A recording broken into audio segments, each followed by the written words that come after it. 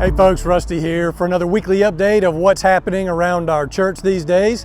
And I'm excited to give you several updates related to our big give, things that are unfolding and taking place as I speak. I'm out here in the parking lot, and as you can see, it's a freshly coated parking lot.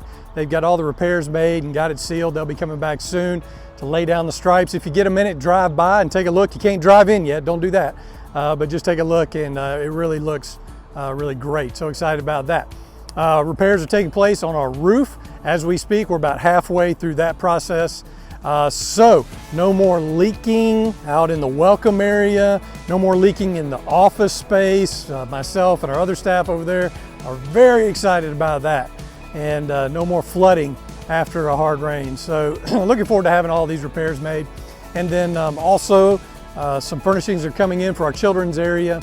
New tables, new chairs, things like that. So excited to see them have kind of a fresh look there.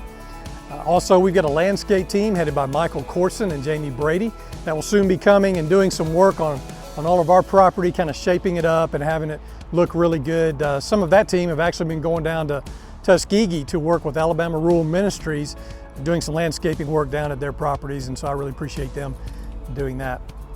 Also, we're going to continue a series this Sunday just called Lessons Learned. Pat did such a great job this past week of kicking that off, and you know, we just have decided we wanted to do a series just related to things that we have learned and are learning during this season of stay at home and all the craziness that we're experiencing at this time. You know, we keep hearing people say things like, well, I've really learned to do blank. You know, I have learned to teach my kids at home. I've learned to work from home, learned to relate to my family differently. You know, had to learn how to really grow the faith of my child without the Sunday morning experience. Learned how to be more patient, learned maybe how to deal with anger and frustration. You know, I don't know what that is, but it just seems like we're all learning something through this. And, you know, whenever we go through difficulty, as I've said a lot, and I'm going to continue to say, it's always an opportunity. God is up to something, and He is trying to teach us. He's trying to say something to us. And the question is always, are we listening and are we willing to embrace it? Or are we just ready to plow through this time and get to the other side and return to some old normal? And, you know, I think that we'll return to some things, but I think we're going to see something very new on the other side of this. And so the question is, are we going to embrace what God is doing in us, what He's trying to teach us? And so I'll be talking a little bit this Sunday just about the church and, you know, what we need to be embracing during this time, what God is teaching us as a church. And so looking forward to that. Now also, I'm like you, I'm watching the news and social media, seeing the posts and everything that's coming out about the events taking place in Minneapolis, the sad and tragic event that took place there that has caused anger and frustration in our country that is now spilling over into other countries. And you know, you look at that and you think, all right, what do we do with that? You know, what do I do with that as a follower of Christ, as an agent of good, as an agent of grace, as an agent of hope and love in this world? And so I've been reflecting on that so much since all of this has happened. And you know, I think about that passage from 2 Chronicles 7:14 that just says, if my people who are called by my name will humble themselves and pray and seek my face and turn from their wicked ways, I will hear from heaven and forgive their sins and heal their land.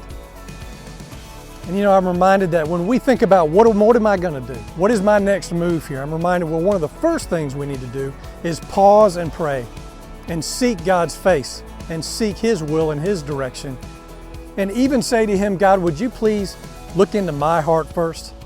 Would you heal my heart of any sin that would be in there? Would you change my attitude? Would you give me new eyes to see people with the love and compassion through which you see them? And you know, I think about the way that God sees people is through the cross.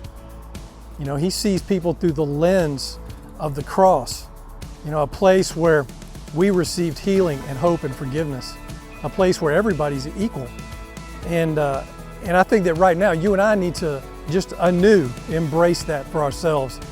And so I just challenge you and encourage you that we would be in solidarity and praying for our country right now and all that we're going through, that the hope and the goodness and the light of Jesus Christ would shine so brightly right now, that that people would see God just for who He is, and that He is at work in this world even now, bringing healing and bringing unity to all of us. So let's do that. That's a way that we get to be the church right now. And so I just encourage you and challenge you with that. Hey, I just want you to know I love you. I appreciate you that that we're doing this together. Let's continue to be the church. The church is open every week, and I'm excited about that we get to do it in new ways. And so I'll just look forward to being with you again this Sunday morning on Facebook Live at 9 a.m. Blessings. Have a great weekend.